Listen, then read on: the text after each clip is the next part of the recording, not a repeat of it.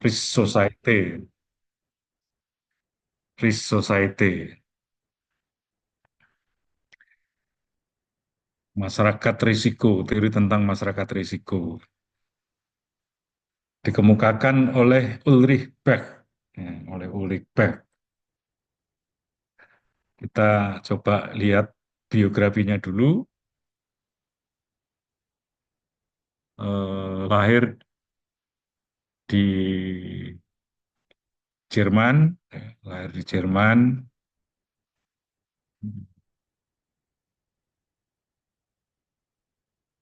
pada tanggal 15 Mei 1944,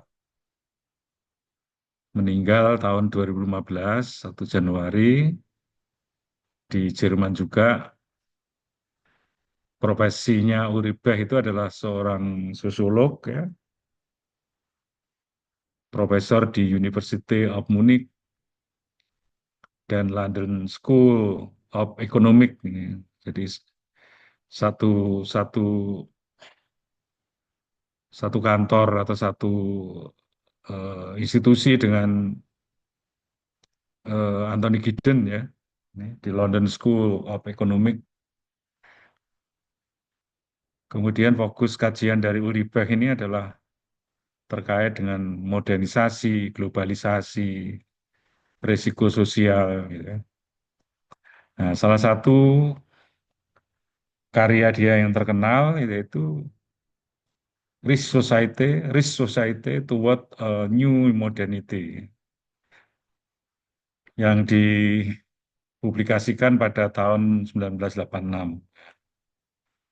Jadi kalau kita lihat tahun publikasinya itu kan di akhir abad ke-20, ya. Saya kira di akhir abad ke-20 itu fenomena atau masyarakat dunia itu sudah masuk pada era revolusi industri 4.0 itu, ya, yang ditandai dengan perkembangan teknologi komunikasi dan informasi, ya. Teori masyarakat risiko itu atau risk society itu risiko modern, ya, berasal dari kemajuan teknologi dan industrialisasi. Risikonya bersifat global, jadi dialami oleh semua negara, ya, dialami oleh semua masyarakat, dan risiko global itu tidak bisa dihindari, menjadi sebuah keniscayaan, gitu, ya, menjadi sebuah keniscayaan yang dihadapi oleh semua negara.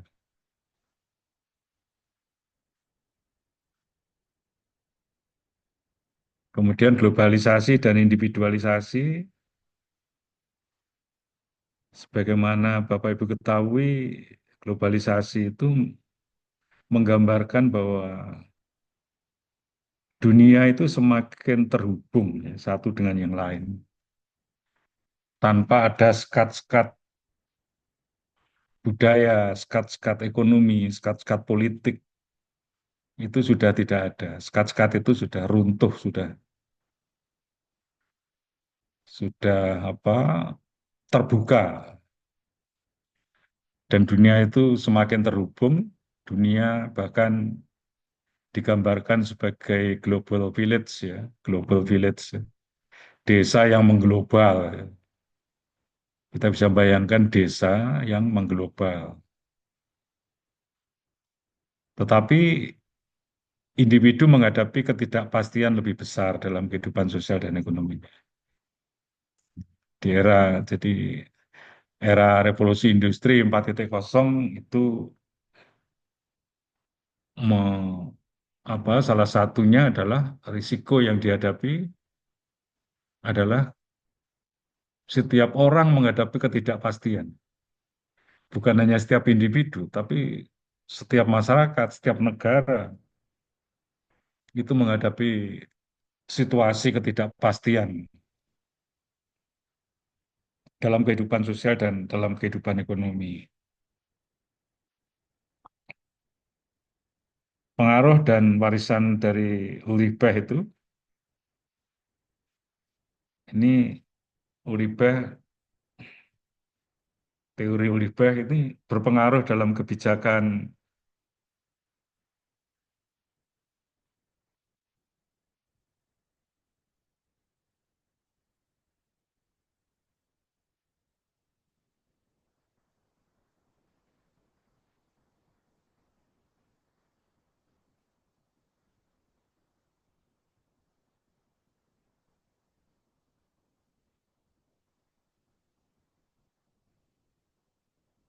Sebentar, kok ada notifikasi. Berarti di grup yang lain, jadi sama-sama grup S2. Satunya S2 Sosiologi, satunya S2 Pendidikan IPS.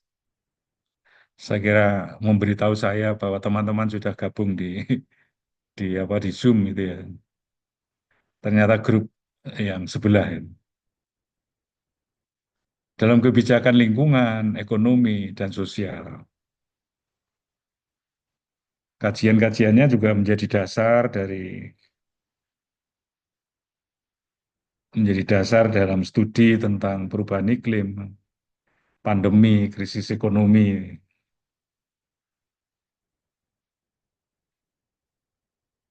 Nah, konsep Risk Society sendiri itu muncul sebagai respon terhadap modernisasi yang menghadapkan masyarakat terhadap risiko yang muncul dari kemajuan teknologi dan industrialisasi. Kadang kita kan tanpa sadar ya memposting sesuatu di WhatsApp atau di media sosial yang lain itu kita tanpa sadar bahwa kita sebenarnya sedang masuk perangkap risiko.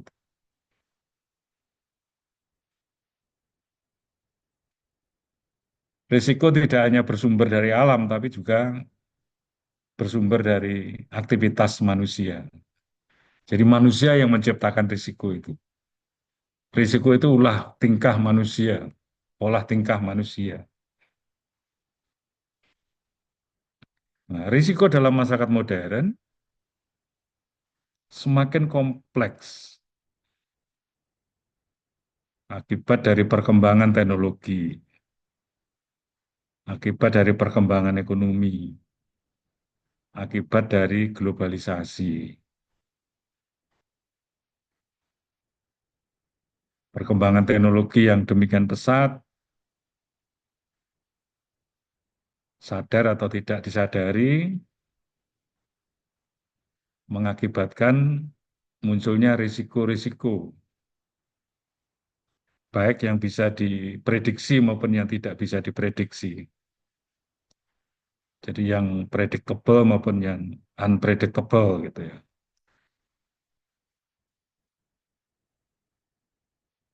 Jadi teori masyarakat risiko itu diperkenalkan oleh Ulrich Bach dalam bukunya Rich Society Toward a New Modernity. Ya.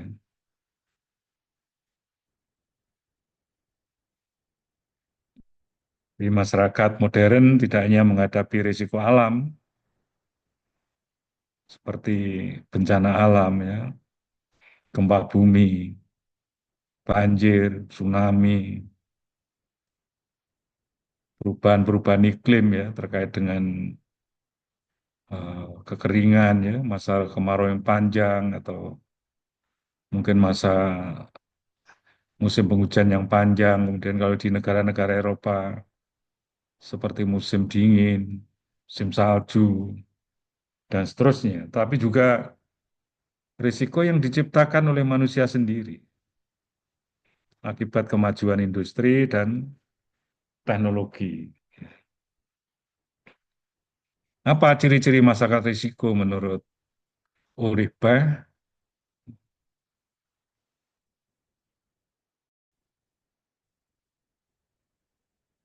Yaitu yang pertama globalisasi risiko.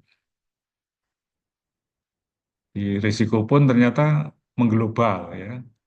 Kita tahu misalnya beberapa tahun mulai tahun 2019 sampai tahun 2022 ya, Siapa yang bayangkan sebelumnya kalau ada COVID-19 itu? Kita tidak pernah membayangkan bahwa kita akan menghadapi penyakit yang virus yang tidak bisa dibendung penyebarannya. Tidak ada satupun negara masyarakat yang bisa menghindar dari serangan virus itu, dan itu mengerikan.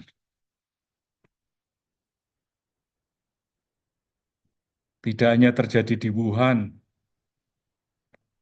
Republik Rakyat Tiongkok, pertama kali muncul di Wuhan, Indonesia dengan percaya diri menyatakan bahwa COVID-19 atau virus itu tidak akan masuk ke Indonesia. Awalnya percaya diri seperti itu, dan tidak terlalu lama virus itu masuk dan tidak terbendung lagi. Maka di mana-mana kita temukan komplek pemakaman yang penuh dengan makam baru. Mengerikan. Beberapa teman saya meninggal karena serangan virus itu.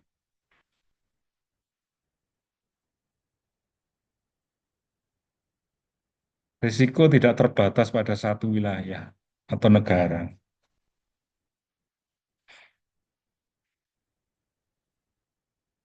Donald Trump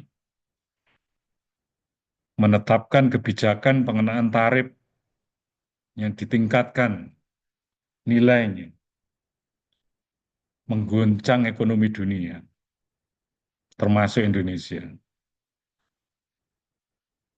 Pasar saham runtuh, nilai tukar mata uang juga mengalami depresiasi.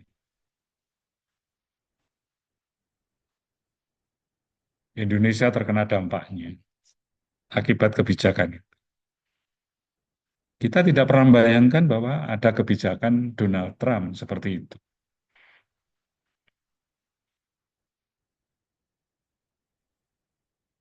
Yang kedua, ketidakpastian. Dampak risiko sulit diprediksi dengan pasti.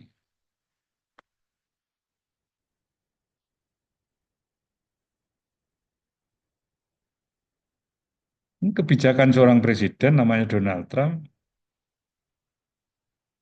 itu ternyata berdampak kemana-mana. Berdampak pada ekonomi semua negara. Yang mampu menghadapi kebijakan pemerintah Amerika Serikat itu adalah RRC, karena punya punya basis ekonomi yang kuat, pondasi ekonominya kuat, dan punya posisi tawar yang kuat. Indonesia apa yang dilakukan? Negosiasi. Negosiasi dengan pemerintah Amerika untuk mengurangi risiko.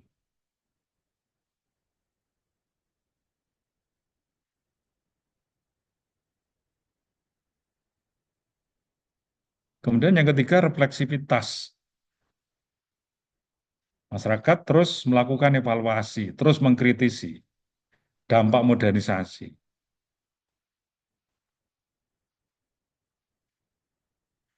Termasuk perkuliahan seperti ini juga melakukan evaluasi dan mengkritisi dampak dari modernisasi.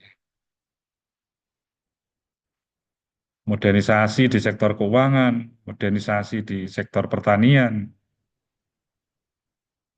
itu tentu harus dievaluasi dan dikritisi.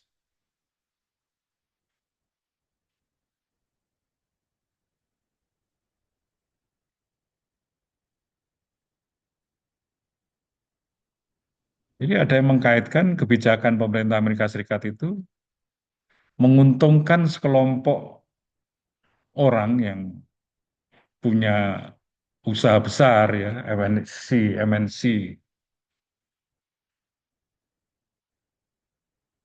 dan bisa melipat gandakan modalnya akibat kebijakan itu. Dulu krisis keuangan Indonesia mengalami krisis ekonomi pada tahun 97, 96, 97 sampai 98. Itu kan juga karena permainan-permainan sekelompok kecil orang, terutama George Soros ya. George Soros itu mempermainkan supaya nilai tukar rupiah itu jatuh gitu. Coba bayangkan dari sekitar 2.600, 2.700, kemudian mengalami depresiasi sampai menjadi 16.000 per dolar. Ini untuk menggoncang sebuah negara tidak perlu dengan militer, tidak perlu dengan kapal perang, kapal induk, pesawat tempur yang canggih-canggih itu. Goncang saja nilai tukar rupiah, nilai tukar mata uang itu. Ini udah kolab negara itu. Apalagi bayangkan kalau pembangunan sebuah negara itu dibiayai dari hutang, dan hutang itu menggunakan mata uang dolar yang biasanya Indonesia membayar dengan 2.600 per dolar, kemudian bisa berlipat ganda menjadi 16.000 per dolar. Dan utang itu sudah jatuh tempo, makanya. Itu keuntungan yang diperoleh negara-negara donor itu sangat besar. Nah, sementara mereka kan tidak mengalami krisis ekonomi.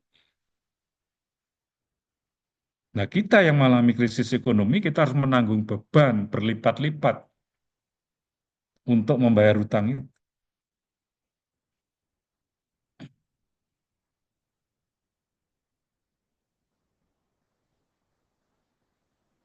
Krisis lingkungan terkait dengan perubahan iklim, terkait dengan polusi industri, perubahan iklim. Sekarang ini saya bisa membayangkan karena saya bisa memberi contoh karena saya hidup di saya lahir di tahun 60-an, pertengahan 60-an. Saya bisa merasakan pada tahun itu pada malam hari sangat dingin. Bangun pagi hari itu daun-daun, daun pisang, daun pepaya, daun apa-apa itu ada embun ya, ada buliran-buliran air yang di atas daun itu. Rumput yang ada di pematang sawah itu basah. Rumput yang ada di depan rumah basah.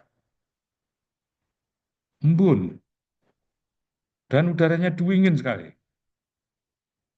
Malam hari jika tidak pakai selimut, tidak pakai sarung, maka juga akan mengalami kedinginan. Tahun 70-an masih bisa saya rasakan seperti itu. Artinya belum ada perubahan iklim. Kalau toh terjadi perubahan iklim juga belum parah itu ya. Tapi masuk tahun 80-an, 90-an, sudah berubah. Iklim berubah. Udara semakin panas. Embun semakin langka kita temukan di pedesaan. Sekarang ini apalagi saya tidak pernah menemukan lagi ada embun. Bangun pagi di desa saya itu sekarang ya seperti siang hari jam 12, sudah keringetan, panas. Matahari sudah tidak terlihat pun juga udaranya juga masih panas. Jam 7 malam masih panas, jam 9 malam panas. Kalau tidak ada kipas angin, tidak ada AC, tidak bisa tidur. Apalagi di siang hari. Sekarang ini, saya ini dilahirkan, dibesarkan di Nganjuk sana. Tapi sekarang saya suruh bertempat tinggal di sana, saya suruh pulang ke sana, saya tidak mau. Karena saya pada siang hari nggak betah. Tubuh saya ini berkeringat sepanjang hari, mulai pagi sampai sore, selalu basah. Itu menggambarkan perubahan iklim. Es yang ada di kutub utara dikabarkan juga sudah mulai mencair. Gumpalan-gumpalan es sudah mulai mencair.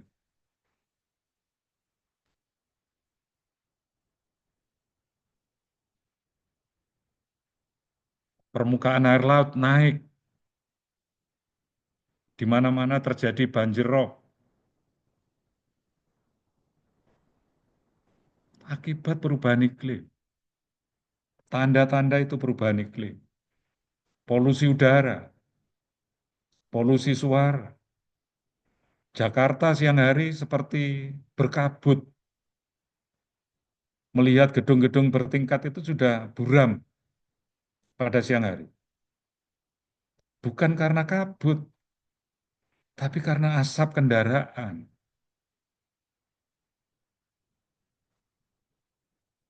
Tingkat polusi udaranya sudah sangat tinggi, di ambang di batas di atas batas ambang, ambang batas.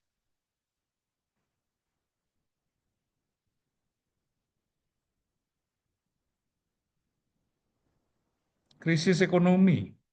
Tadi saya contohkan 96, 97, 98. Sekarang ini kita juga keuangan dunia, ekonomi dunia juga tidak sedang baik-baik saja.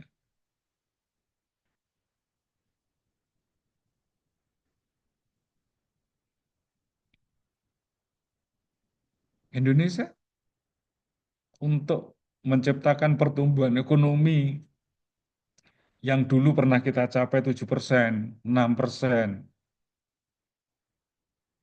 Cina 8%. Ini sekarang kita mandek di angka 5%.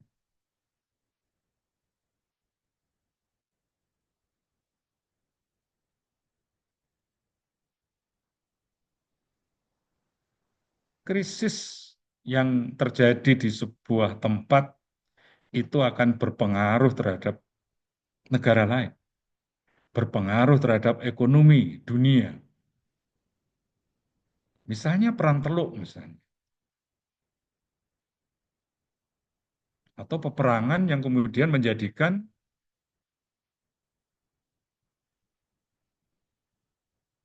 tambang minyak, perusahaan minyak, produksi minyak itu menjadi sasaran, maka itu bisa menggoncang ekonomi dunia, bisa menaikkan harga BBM di seluruh dunia. Indonesia produsen minyak, tetapi kita tidak memproduksi sendiri, kita tidak mengolahnya sendiri, kita ekspor minyak mentah.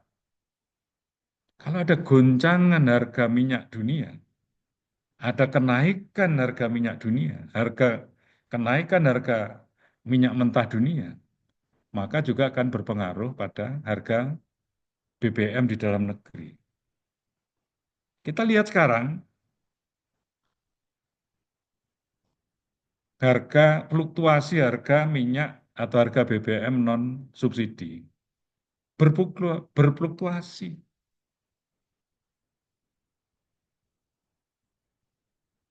Saya mengkonsumsi Pertamax RON 92 dari 2.900, 12.900 turun 12.500, naik lagi.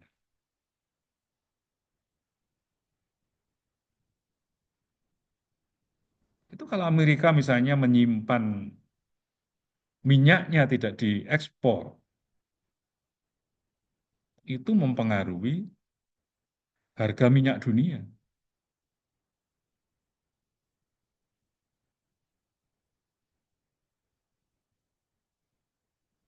Ketimpangan sosial, baik yang terjadi di internal masyarakat maupun antar masyarakat, di internal negara maupun antar negara. kita saksikan ketimpangan itu.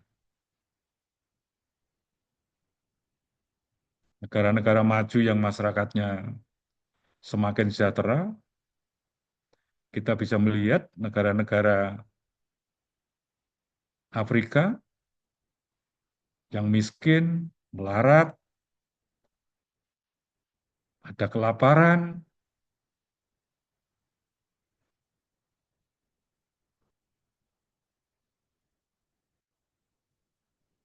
sementara masyarakat yang lain banyak yang berwisata ke negara lain, menikmati musim liburan dengan mengunjungi negara-negara yang menawarkan destinasi wisata yang menarik, yang orang Eropa, yang pada musim dingin, ada libur musim dingin, ada libur musim panas. Mereka pergi ke Asia, mereka pergi ke Afrika, ke Amerika Latin. Nah, mereka bisa melakukan itu karena kan mereka sejahtera, standar pendapatannya tinggi. Nah, negara-negara di Afrika, Asia Selatan, Amerika Selatan, pendapatannya rendah. Untuk memenuhi kebutuhan dasar saja susah, apalagi untuk kebutuhan tersier seperti berwisata. Kemudian risiko teknologi,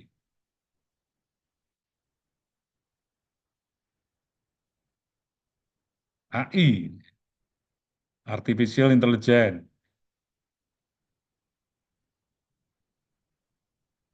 itu pisau bermata dua. Satu sisi bisa membantu kita, mempermudah urusan kita, tetapi di lain sisi juga ada dampak negatifnya.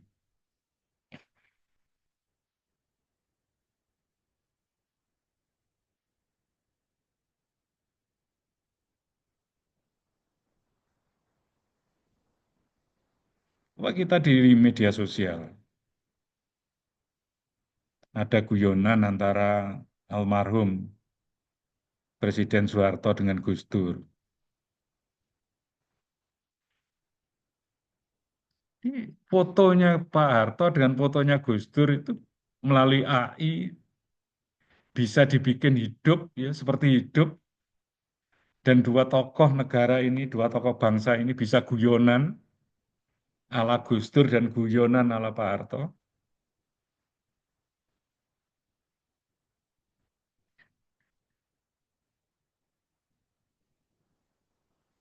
Misalnya Pak Harto bertanya, buah apa yang tidak segar? Nah, itu suaranya Pak Harto dan gerakan bibir itu ya bergerak mengucapkan kata-kata itu. Dijawab oleh Pak Harto, alpucat. Nah, gitu. Alpucat. Jadi lucu gitu. Ini bukan karena Pak Harto dan Gus Dur hidup lagi, tidak. Tapi foto Pak Harto dan Gus Dur itu bisa melalui AI itu digerakkan sedemikian rupa, bisa mengucapkan kata-kata tertentu, kalimat tertentu, bahkan bisa bernyanyi dengan nada-nada dasar tertentu, dengan intonasi tertentu, bisa. Itu akibat dari perkembangan teknologi. Perbincangan antara Ridwan Kamil dengan Lisa, siapa? Lisa Mariana apa siapa itu? Itu kan tidak pernah terbayangkan oleh Ridwan Kamil bahwa percakapan melalui telepon atau melalui WhatsApp itu sekarang ini bisa didengarkan oleh banyak orang. Suaranya persis, yang dibicarakan pun kan jelas.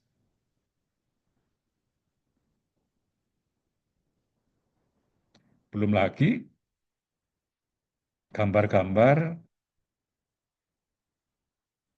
video-video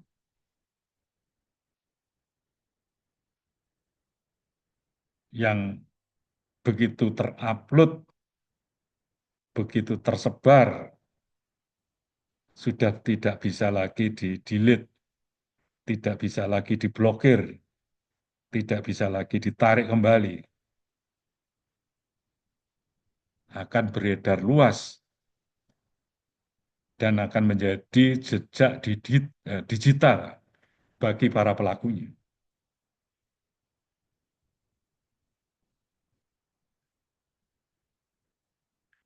Bencana industri, dulu di Rusia, di Uni Soviet ada namanya kebocoran reaktor nuklir di Chernobyl.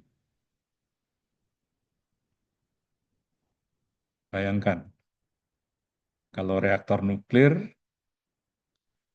yang energinya itu bersumber dari uranium, yang bisa memancarkan radiasi, dan radiasi itu bisa membunuh manusia, bisa membuat cacat manusia, tiba-tiba bocor.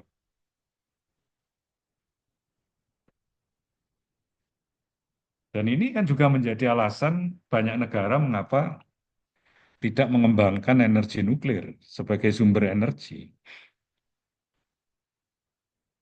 Karena faktor keamanan reaktor itu menjadi sangat krusial, menjadi sangat penting. Bukan tidak bisa mengembangkan reaktor nuklir.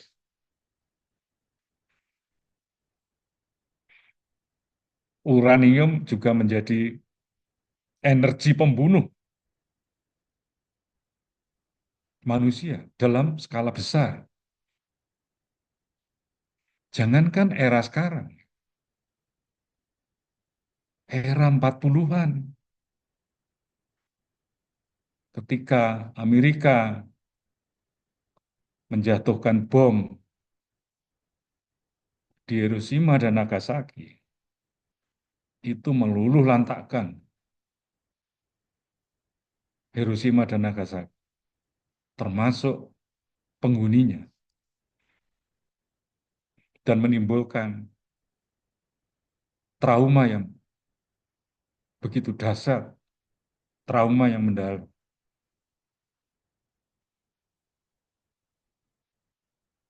Saya pernah menyaksikan ada di Hiroshima itu ada semacam museum gitu, ya. Museum peninggalan atau museum yang terkait dengan peristiwa itu. Jadi dibuat semacam apa eh, ilustrasi dalam bentuk film gitu ya, yang memperagakan bagaimana bom itu jatuh dan bagaimana bom itu bisa memporak-porandakan. Ini risiko akibat perkembangan industri.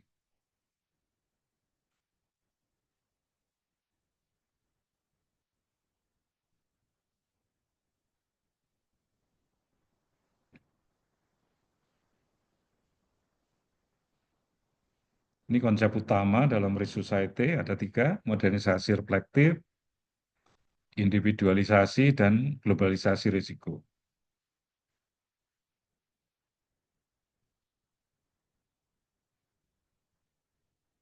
Modernisasi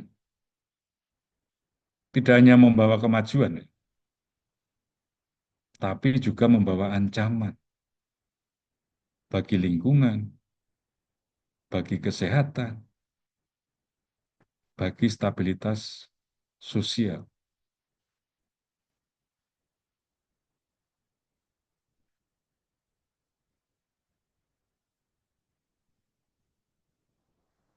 Jangan-jangan COVID-19 itu juga bagian dari industrialisasi, bagian dari modernisasi, bagaimana supaya perusahaan-perusahaan farmasi yang memproduksi vaksin, memproduksi obat-obatan. Coba bayangkan berapa keuntungan yang diperoleh oleh perusahaan farmasi akibat dari COVID-19. Tidak usah bicara tentang vaksin, kita bicara tentang kebutuhan setiap orang supaya bisa bertahan hidup,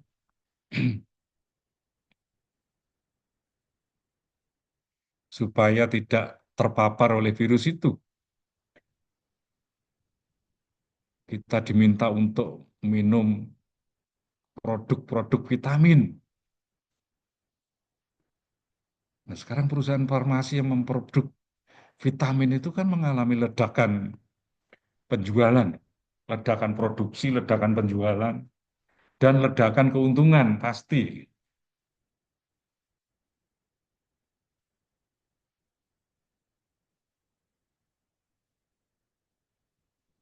Kan unpredictable. Perusahaan farmasi sendiri juga tidak pernah membayangkan bahwa dia akan memperoleh keuntungan yang luar biasa besar itu.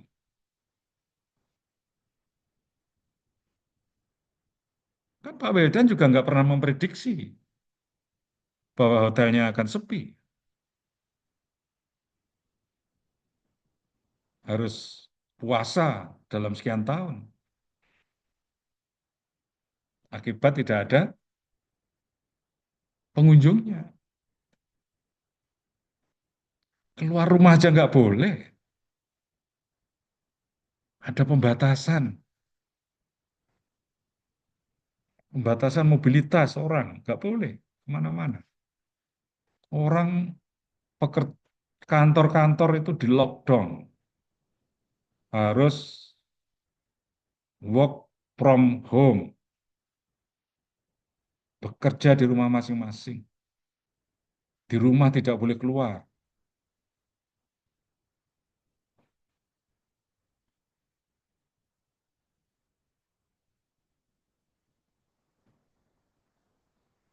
Mengkonsumsi obat-obatan. Mengkonsumsi vitamin. Semua memproduksi masker. Masker awal-awalnya krisis. Mencari masker itu susah.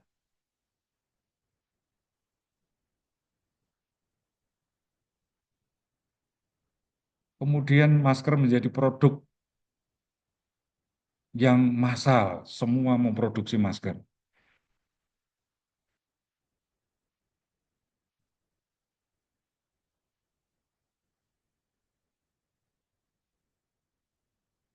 Nah, masyarakat harus lebih sadar dan kritis terhadap dampak modernisasi yang seperti itu.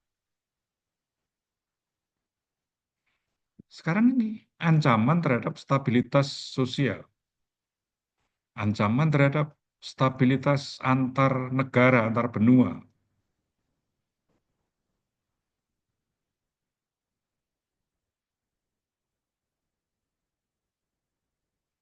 Amerika punya kepentingan di Laut Cina Selatan.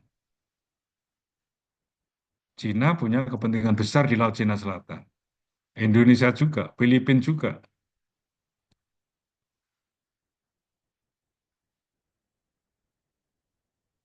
Itu sekarang mengalami instabilitas. Cina konflik dengan Filipina.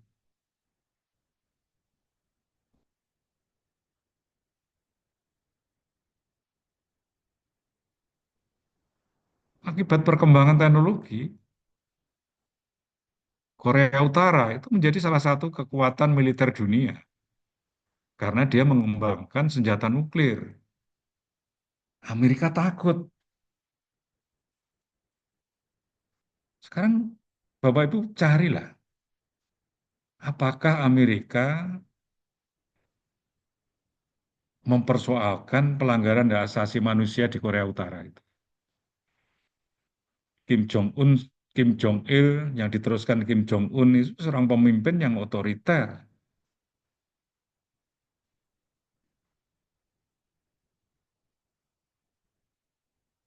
menghukum orang tidak ada undang-undangnya. Undang-undangnya ya Kim Jong Un itu sendiri. Begitu dia melihat ada pegawai atau pejabat pemerintah yang ketika rapat tidur ya sudah langsung disiapkan peti mati. Koruptor ya disiapkan lubang yang di dalamnya ada buaya yang buas, yang lapar, ada lubang yang di dalamnya ada ikan piranha, ikan yang buas-buas itu dimakan sedikit-sedikit. Tidak pernah dipersoalkan hak asasi manusia, pelanggaran hak asasi manusia. Karena menguasai teknologi militer, memproduksi senjata nuklir. Cina juga punya senjata nuklir. Amerika takut,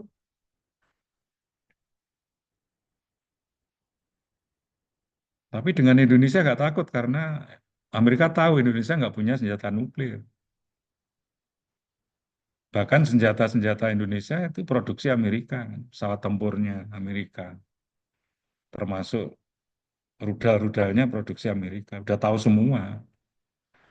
Kalau Indonesia mau pakai, ternyata dari jarak jauh melalui teknologi dikunci, nggak bisa ditembakkan, ya repot.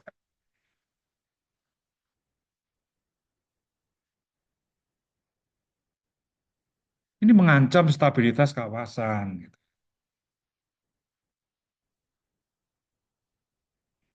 Ini contoh konflik Israel-Palestina. Kan mengganggu stabilitas kawasan. Nah, kemudian kalau tadi ada konsep utamanya adalah modernisasi reflektif. Apa itu modernisasi reflektif? Itu masyarakat semakin menyadari dan mengevaluasi dampak modernisasi terhadap kehidupan mereka. Modernisasi itu berdampak pada kehidupan mereka apa?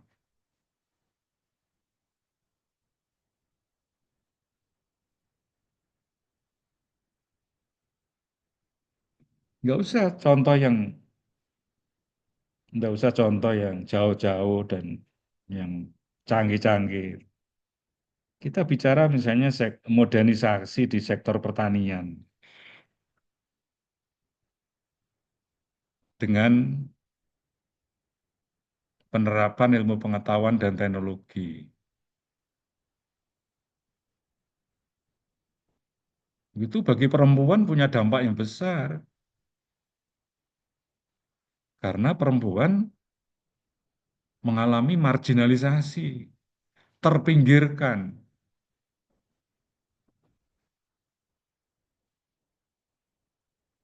Tapi sekarang semua pakai teknologi, mengolah tanah pakai traktor, menanam padi sudah pakai mesin,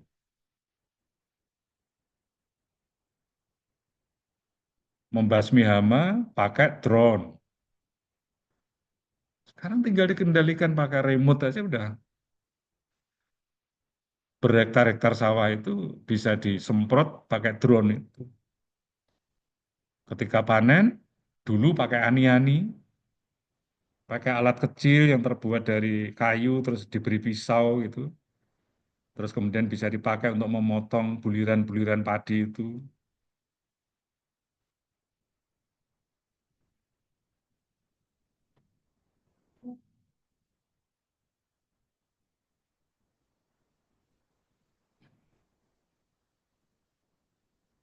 Sekarang sudah Pak Prabowo kemarin sudah memberikan bantuan berupa mesin, berupa seperti mobil, yang bisa dikendalikan, kemudian hamparan sawah, hamparan padi ya di sawah itu dengan sangat cepat bisa dipanen dan hasilnya adalah atau luarannya adalah gabah yang sudah bersih. Ya, pertanyaannya selama ini pekerjaan itu dilakukan siapa?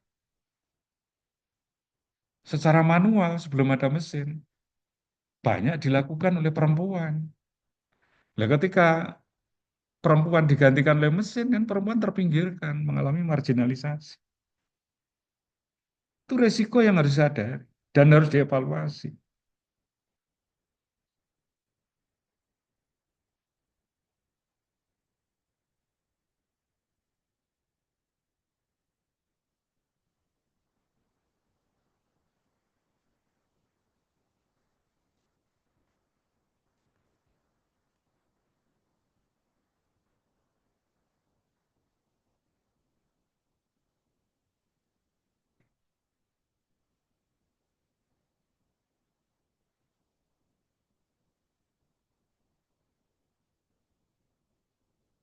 Jadi yang harus dipertimbangkan adalah resiko-resikonya apa, konsekuensi-konsekuensi sosialnya apa.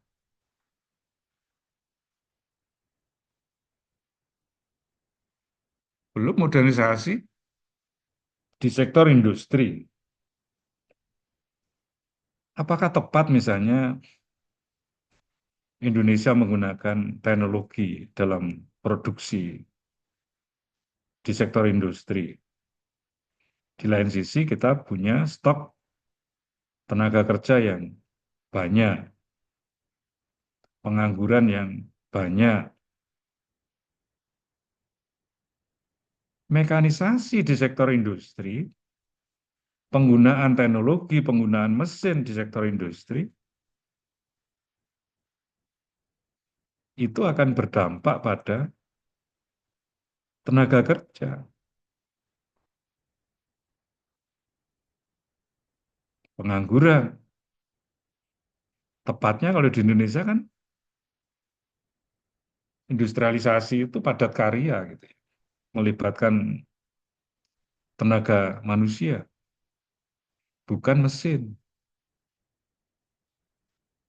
Tapi kan bagi pemilik modal, bagi pelaku usaha, bagi pengusaha, menggunakan mesin itu jauh lebih efektif, jauh lebih efisien, risikonya jauh lebih kecil. Ini risiko yang dihadapi oleh pengusaha ya. Risikonya jauh lebih kecil. Karena dia hanya berhadapan dengan mesin itu. Coba kalau pengusaha berhadapan dengan manusia dan banyak jumlahnya, itu jauh lebih sulit untuk mengendalikan, untuk memanage. Memanage risikonya, memanage konsekuensi sosialnya. Mesin rusak, tidak dipakai, tidak ada masalah. Dijual dalam bentuk barang second, diganti dengan mesin baru, tidak ada masalah. Kalau buruh, pegawai, diberhentikan, nuntut, uang pesangon lah, dan seterusnya. Kalau terjadi banyak PHK, bayangkan kalau Seritek itu 10.000 pegawai di PHK massal seperti itu. Apa konsekuensi sosialnya? Apa resiko-resikonya?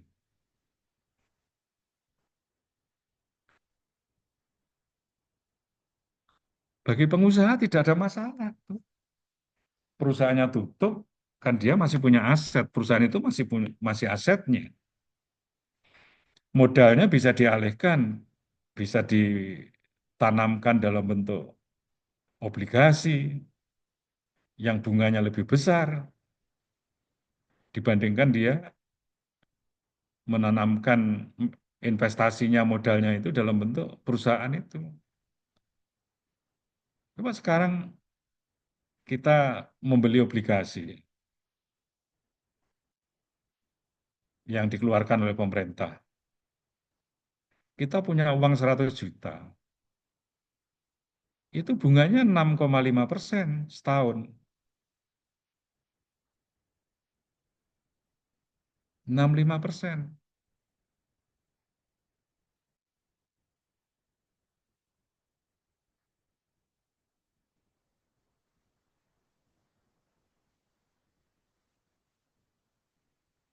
Itu jauh lebih menguntungkan. Ini dari perspektif pengusaha.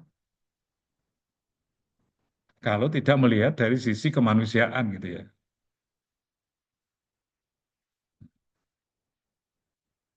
Ciri-ciri modernisasi reflektif,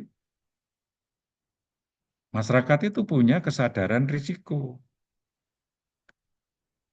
Masyarakat lebih sadar akan dampak negatif modernisasi. Risiko-risiko yang ditimbulkan dari modernisasi.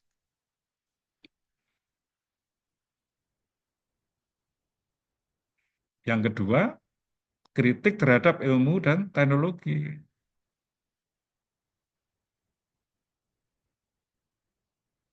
Jadi tidak melihat teknologi dari sisi positif, tapi juga harus dipertimbangkan risiko-risiko yang akan dihadapi.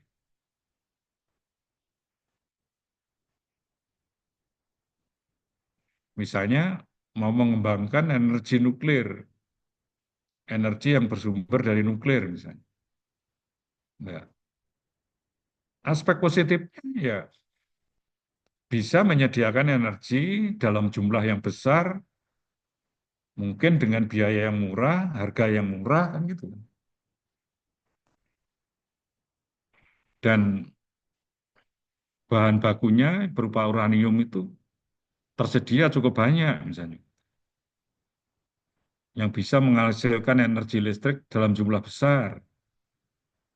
Tapi kan lupa orang risiko yang bakal dihadapi. Bagaimana kalau suatu ketika terjadi kebocoran reaktor nuklir itu? Risiko yang dihadapi masyarakat sekitar. Kemudian yang ketiga, perubahan kebijakan. Mestinya pemerintah juga sudah menyiapkan regulasi, menyiapkan kebijakan yang mengutamakan aspek keberlanjutan dan keamanan. Misalnya, ya pemerintah sekarang mestinya lebih mengutamakan energi terbarukan, energi yang ramah lingkungan,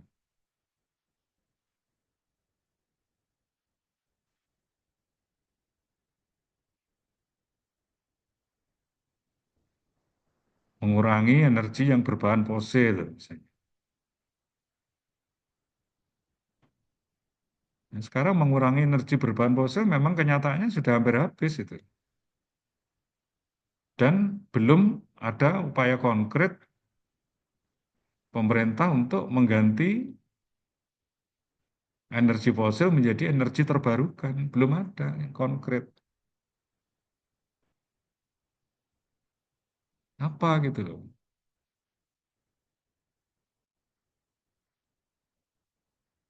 Misalnya kendaraan mobil listrik, gitu. Oke, itu lebih ramah lingkungan, gitu. Tidak menghasilkan emisi, tidak mengakibatkan pencemaran udara, misalnya. Tetapi listrik Indonesia itu masih menggunakan bahan baku fosil, batu bara, untuk menghasilkan energi listrik itu.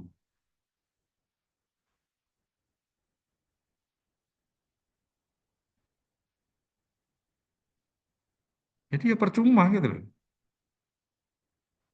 Mobil listrik, tetapi ketika mobil itu membutuhkan energi listrik, dan energi listrik itu diproduksi masih menggunakan bahan fosil. Pembangkit listriknya digerakkan oleh energi batu bara.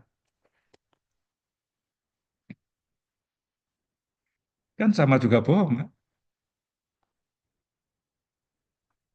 Nah, implikasi dan tantangan modernisasi reflektif, implikasinya apa? Yaitu tadi, peningkatan kesadaran publik, kebijakan berbasis berkelanjutan, penguatan partisipasi publik.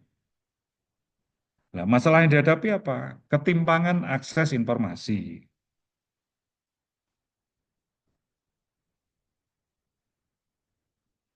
Di era sekarang kan ada orang yang punya literasi tinggi terhadap akses informasi, punya akses yang kuat terhadap informasi karena dia menguasai IT.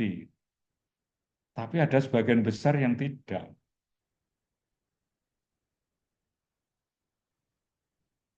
karena tidak menguasai IT, bahkan tidak punya, ya informasi apapun yang sekarang disebarluaskan lewat teknologi komunikasi dan informasi, ya tentu tidak menyentuh mereka. Sehingga terjadi ketimpangan akses. Perlawanan korporasi dan pemerintah.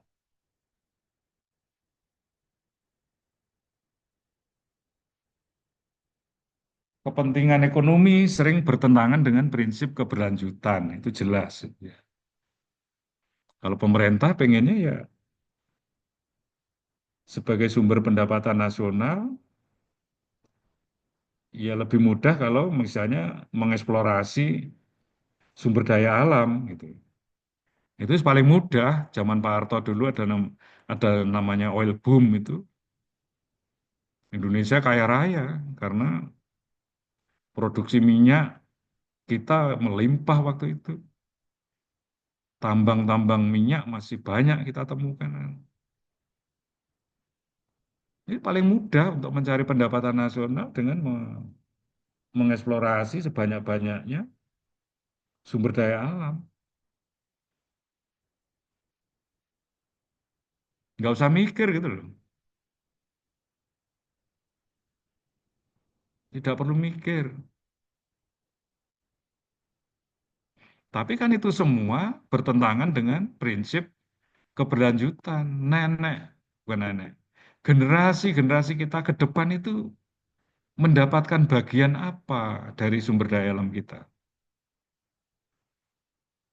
Masihkah kebagian sumber daya alam berupa tambang minyak? Masihkah kebagian sumber daya alam berupa emas, berupa tembaga, batu bara,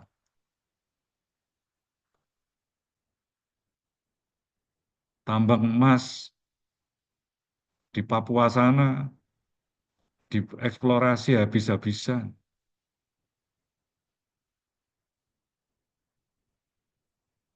Sementara masyarakat sekitar tambang emas itu miskin, kurus.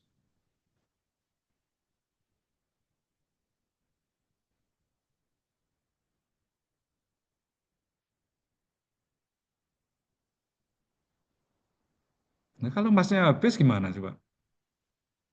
Apalagi pertambangan emas itu, eksplorasi, eksploitasi emas itu, atau batu bara itu justru mengakibatkan kerusakan lingkungan.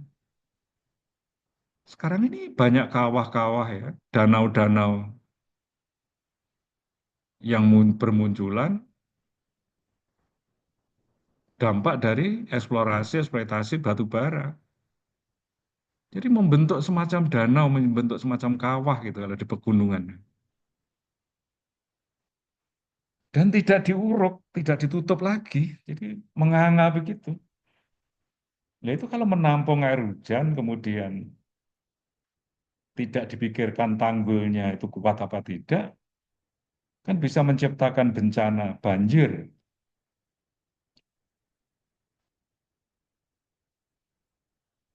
kerusakan lingkungan. Selain sumber daya alam kita semakin lama semakin habis.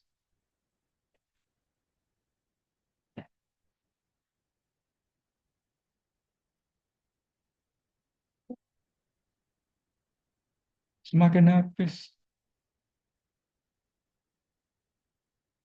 Yang nyata-nyata semakin habis itu sumber daya alam berupa tambang minyak, emas, batu bara, hutan. Di Jawa kita sudah tidak menemukan lagi ada hutan lebat. Di Kalimantan kita juga sudah tidak menemukan lagi hutan lebat. Dulu Bukit Soeharto itu bukit yang merupakan kawasan perhutanan yang kayunya besar-besar di situ.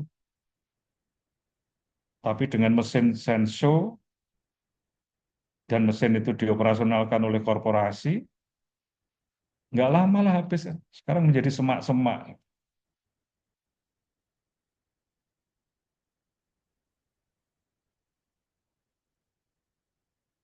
Kesulitan dalam memprediksi risiko.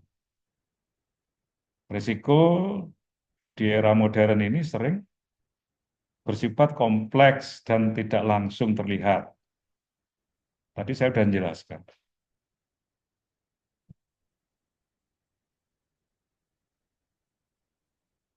Tapi ya itu tadi, kesimpulannya masyarakat itu lebih kritis, sadar risiko, dan berorientasi pada keberlanjutan. Tapi ini kan masyarakat yang punya literasi ya, terhadap modernisasi itu sendiri, terhadap dampak modernisasi. Tapi bagaimana dengan masyarakat yang tidak punya literasi terhadap dampak modernisasi? Kan mereka tidak kritis, tidak menyadari akan menerima risiko, dan juga tidak tahu bagaimana keberlanjutannya.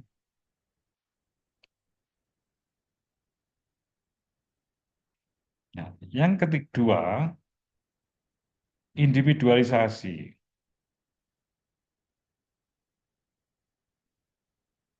Proses di mana individu semakin dituntut untuk mengambil keputusan sendiri dalam menghadapi risiko sosial, ekonomi, dan teknologi. Ini masyarakat modern kan.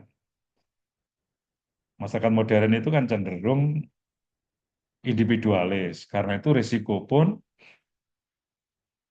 itu harus diterima, dihadapi sendiri. Siapa yang peduli dengan seseorang? Orang lain nggak peduli.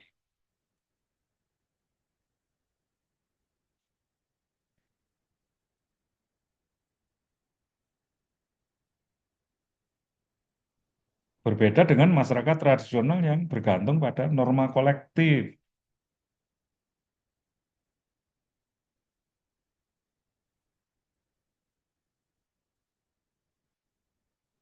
Kalau masyarakat modern bergeser ke arah tanggung jawab pribadi.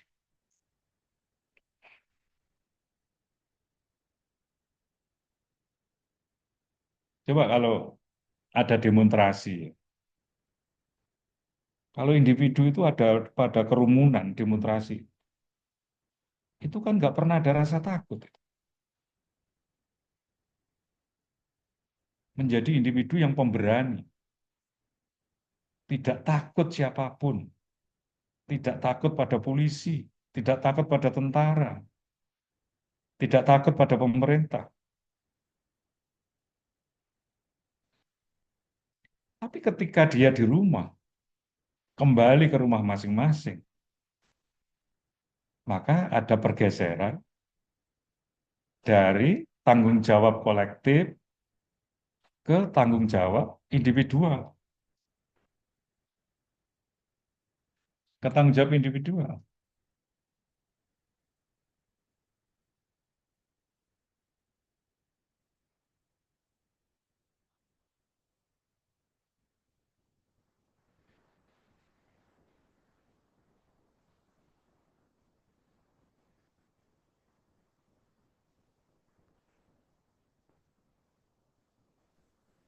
Muncullah rasa takut, Iya sih. Kamu itu yuk.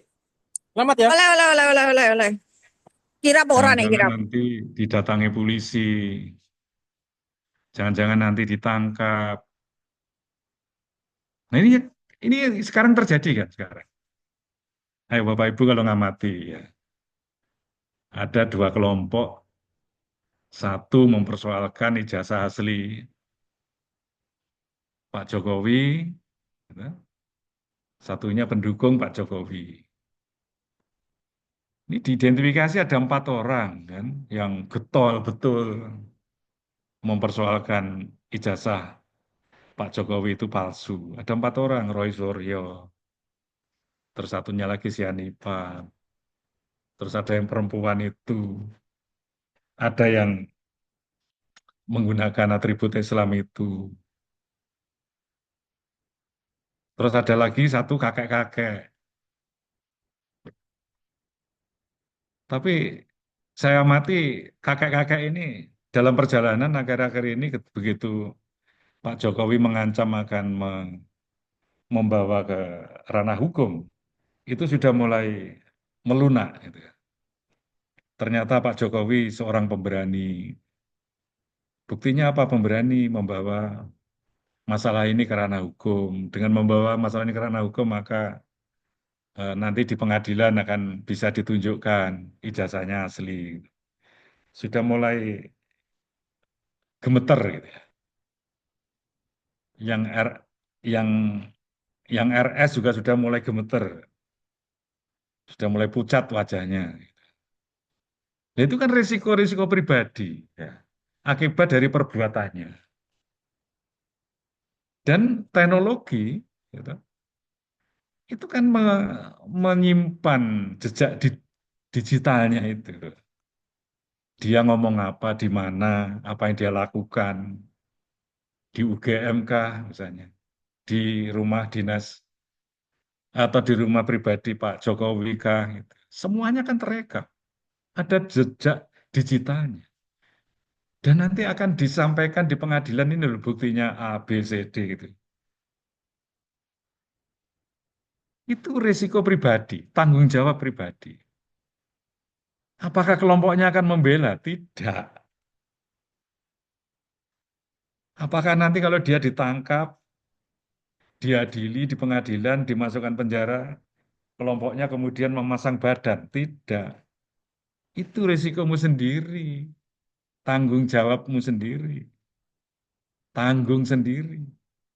Masuk penjara sendiri, saya di rumah enak gitu kan.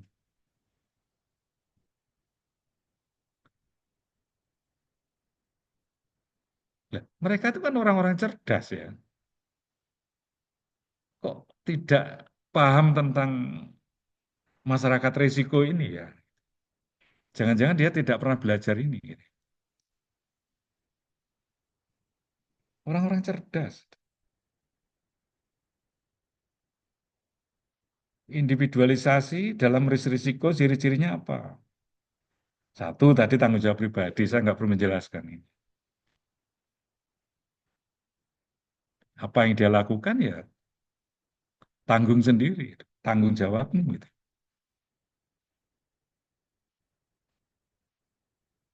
Paling-paling kalau masuk penjara, ya adalah teman-teman setianya yang besuk gitu ya. Mengunjungi di penjara, bawa makanan, itu. 1 kali, 2 kali, kan.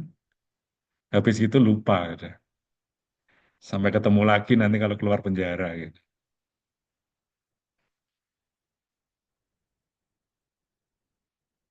Pelemahan struktur sosial tradisional, peran keluarga menjadi tidak penting, mengalami penurunan fungsi.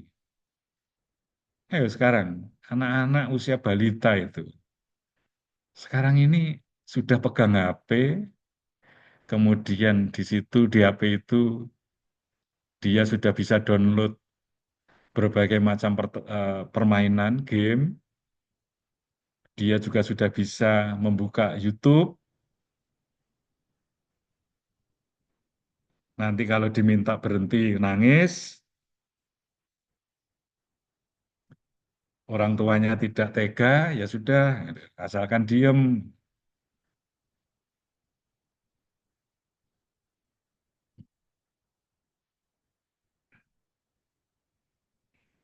Kemudian dampaknya Bagi balita yang seharusnya belajar ngomong, belajar bicara, kemudian mengalami pelambatan. Usia 5 tahun belum bisa bicara. Banyak ini kasus. Saya menemukan banyak kasus. Di keluarga saya sendiri ada dua. Untung orang tuanya segera sadar.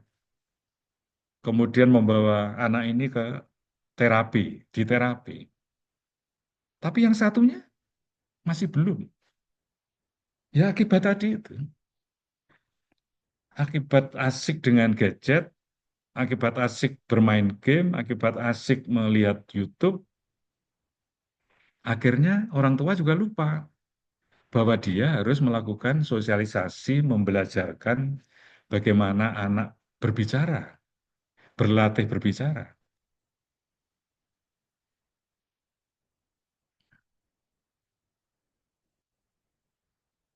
Fleksibilitas, ketidakpastian, pilihan hidup semakin luas. Kita mau menjadi apa, menjadi orang seperti apa, itu banyak pilihan. Tetapi penuh ketidakpastian. Misalnya, sekarang kita temukan pekerjaan kontrak, outsourcing, macam-macam.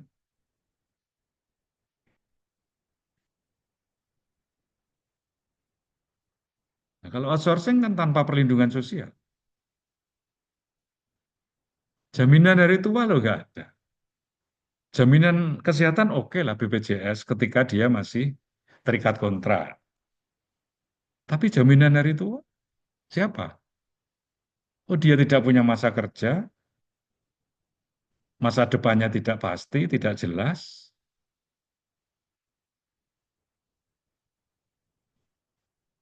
Masa kerja dia itu harian, sekarang bekerja, besok tidak bekerja karena diputus kontraknya, atau dirumahkan, atau di standby kan, menurut bahasanya perusahaan-perusahaan penyalur tenaga kerja itu kan pegawai yang diberhentikan dari pekerjaannya itu kan diberi label supaya tidak marah, itu Anda standby dulu ya, nanti kalau ada perusahaan yang membutuhkan lagi saya panggil. Gitu.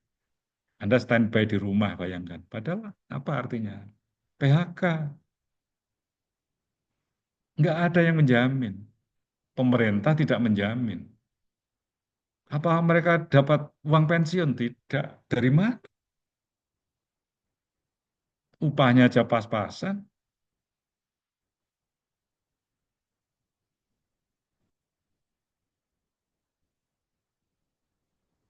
Pendidikan, individu bertanggung jawab atas investasi pendidikan dan keterampilan untuk bertahan di pasar kerja. Individu-individu yang tidak berpendidikan, yang tidak punya skill, kan, ya bagaimana bisa bersaing di pasar kerja?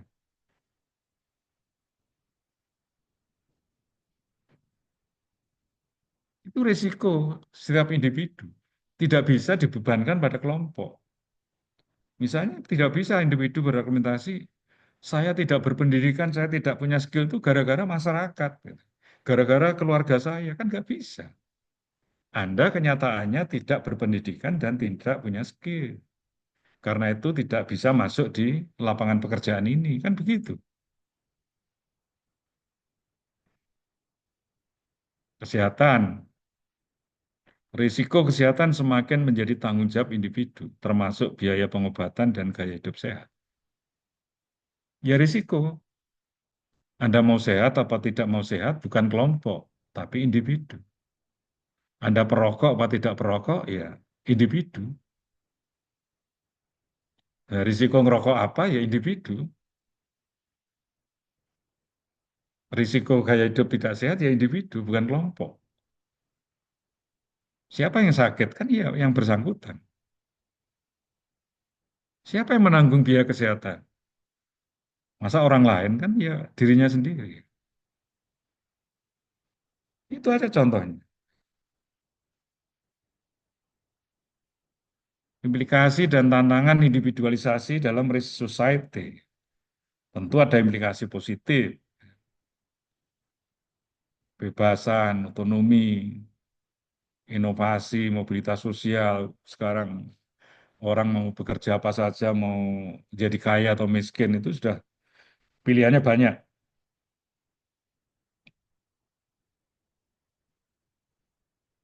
Orang berlomba-lomba untuk kreatif, menciptakan peluang-peluang ekonomi baru. Sekarang ini saatnya, era sekarang ini. Oh, di rumah aja bisa menghasilkan uang kok dengan e-commerce itu. Ini mal-mal sudah mulai tutup, gerai-gerai yang dulu menjadi ikon masyarakat modern sudah mulai tutup. Perdagangan sudah melewat e-commerce. Saya membeli raket tidak perlu saya datang ke toko olahraga. Saya cukup buka Tokopedia, saya cukup buka Shopee, Bukalapak, raket sudah diantar ke rumah dengan harga yang murah, ongkos kirim yang murah. Saya tidak capek, tidak perlu cari di mana toko peralatan olahraga. Sudah dikirim ke rumah, barangnya baru, harganya lebih murah, ada diskon, pengirimannya cepat.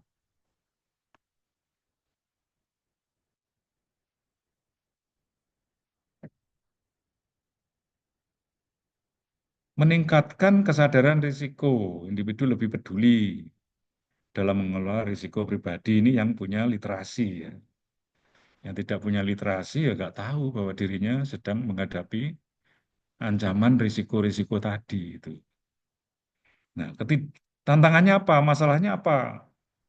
Ketidakpastian sosial, tidak ada jaminan keamanan yang stabil. Siapa yang menjamin keamanan kita?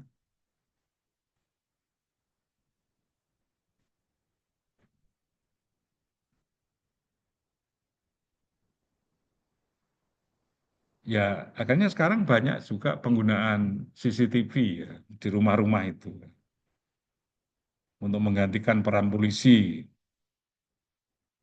supaya aman rumahnya, supaya aman dirinya. Makanya sekarang polisi itu juga terbantu dengan adanya CCTV di beberapa titik. Kasus-kasus kejahatan pelakunya bisa dibongkar dari rekaman CCTV. Ketimpangan dan eksklusi mereka yang kurang beruntung akan semakin rentan terhadap risiko, ya terutama tadi strata sosial bawah itu. Itu orang-orang yang rentan, yang kurang beruntung. Beban psikologisnya apa? Stres, kecemasan meningkat akibat tekanan menghadapi risiko sendiri. Ini nanti yang 4 orang atau 5 orang yang saya sebutkan tadi ini sekarang sedang tidurnya nggak nyenyak, makan nggak enak, kan gitu sekarang. Sudah membayangkan hidup di ruangan yang sempit, panas, gitu ya. Tidak ada kebebasan, gitu. Stres. Cuma mereka kayaknya bisa mengelola stres itu, bisa mengelola kecemasan itu. Jadi seperti seorang aktor, aktris, ketika di depan publik itu menyembunyikan kecemasannya itu. Masih bisa tertawa-tawa, padahal di rumah dia pusing kepalanya itu. Nah, apa itu globalisasi risiko? Risiko yang sebelumnya bersifat lokal, kini menjadi global dan berdampak luas. Saya contohkan tadi yang COVID-19 itu loh. Awalnya kan hanya di Wuhan ya, kan. Jadi penyakit itu ternyata juga mengglobal gitu ya. Awalnya di Wuhan, tapi bisa menyebar ke seluruh dunia dan mengakibatkan kematian massal, krisis ekonomi, dampak kebijakan Presiden Trump juga berdampak global. Semua negara terkena. George Soros bermain saham, bermain-main dengan nilai tukar uang. Indonesia kolaps.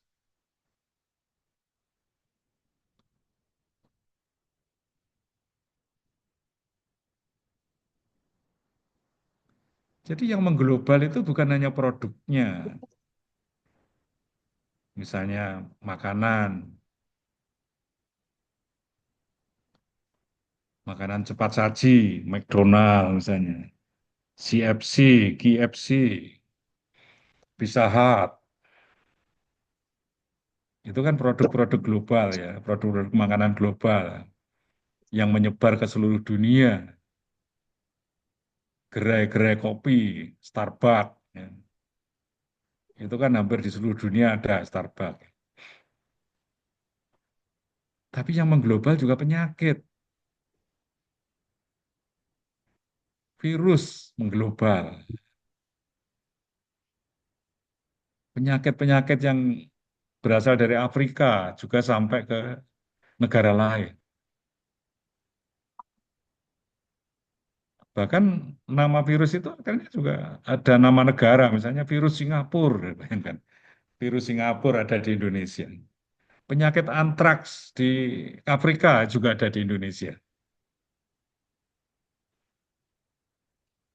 Dulu flu burung sama. Flu burung itu juga di Cina munculnya pertama kali. Tapi juga sampai mengglobal sampai ke Indonesia.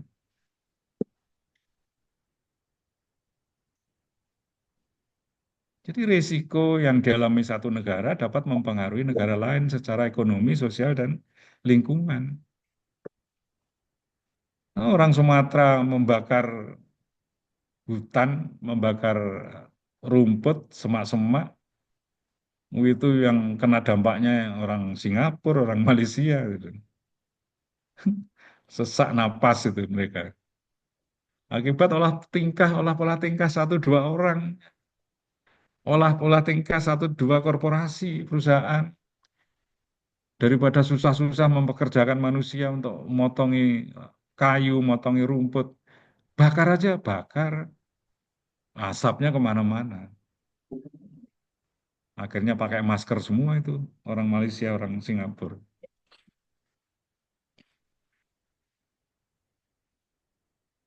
Karakteristik globalisasi risiko lintas batas negara, ketidakpastian yang meningkat, sulit diprediksi, dan dampaknya ada yang jangka menengah, jangka panjang.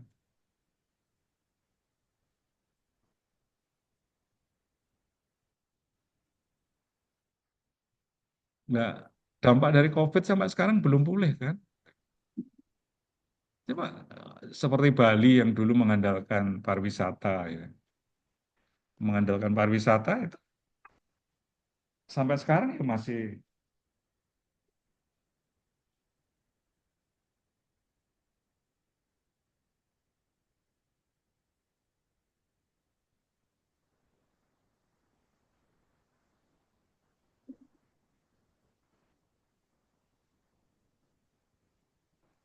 sampai sekarang juga masih ada dampak itu yang dirasakan. Banyak toko tutup, gitu.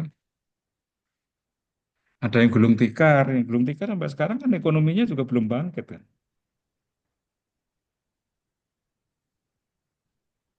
Interkoneksi global, risiko satu sektor dapat berdampak pada sektor lain. Ini jelas, ya.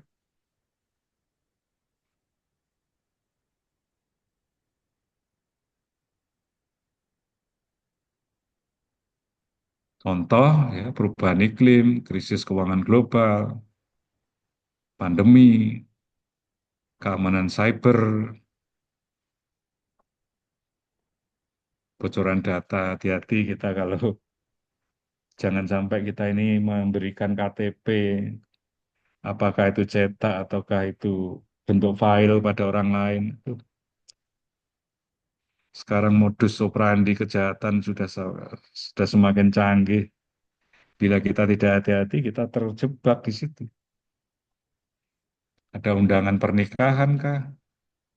Sekarang yang terbaru itu modusnya adalah e-commerce tadi itu.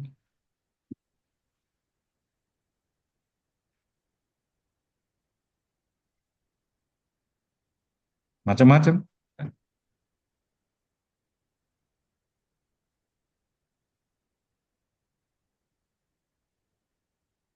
Ya, saya kira itu ya yang bisa saya jelaskan terkait dengan teori risk society teori. Tentu saja bisa diperdalam sendiri.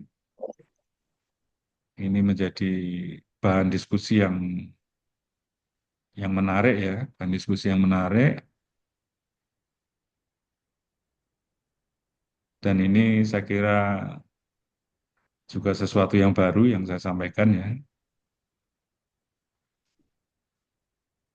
Nanti minggu-minggu depan saya juga masih ingin menjelaskan teori-teori yang lahir di era revolusi industri 4.0.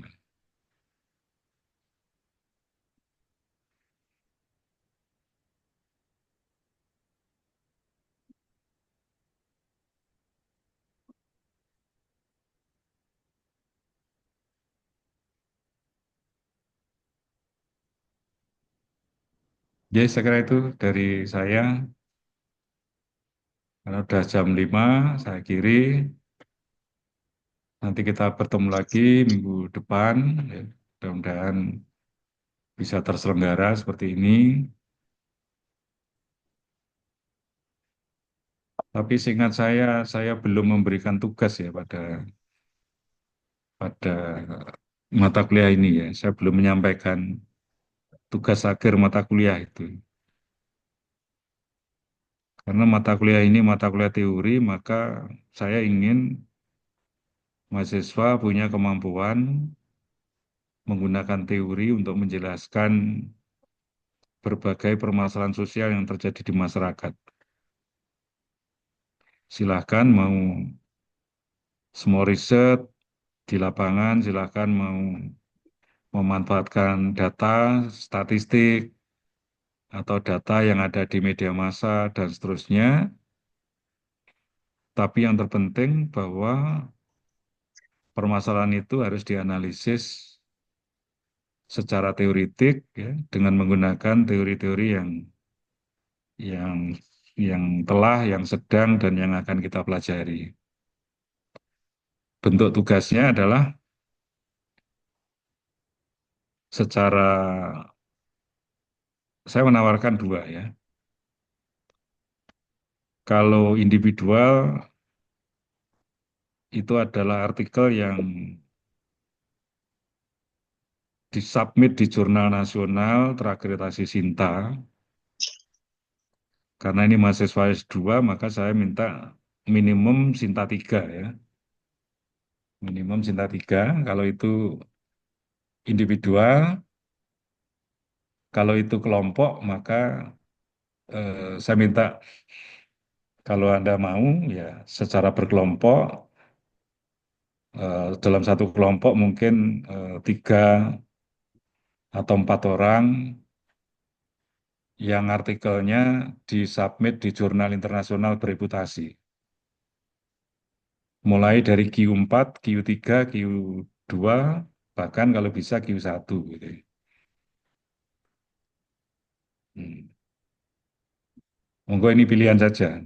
Diatur di kelas ini, kalau yang ingin individual monggo, kalau yang untuk kelompok juga silahkan. Ya. Pak, Ini bagi maaf, Anda mau kan nanya juga Pak. sangat penting. Ini tugas akhir kan Pak ya? Maaf Pak, izin Hah? tanya. Ini tugas tugas akhir semesternya bukan Pak? Ya, ini tugas akhir semester. Oke. Tugas akhir semester.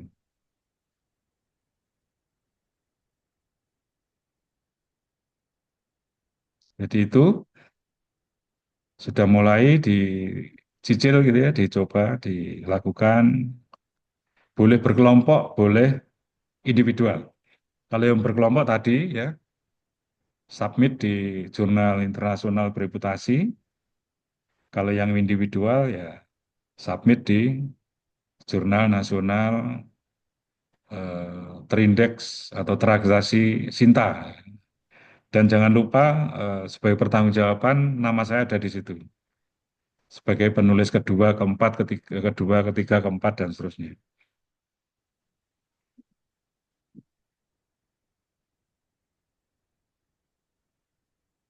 Itu ya, Bapak Ibu. Kita bertemu lagi Ya, minggu depan. Pak. Ya. Saya akhiri. Assalamualaikum warahmatullahi wabarakatuh.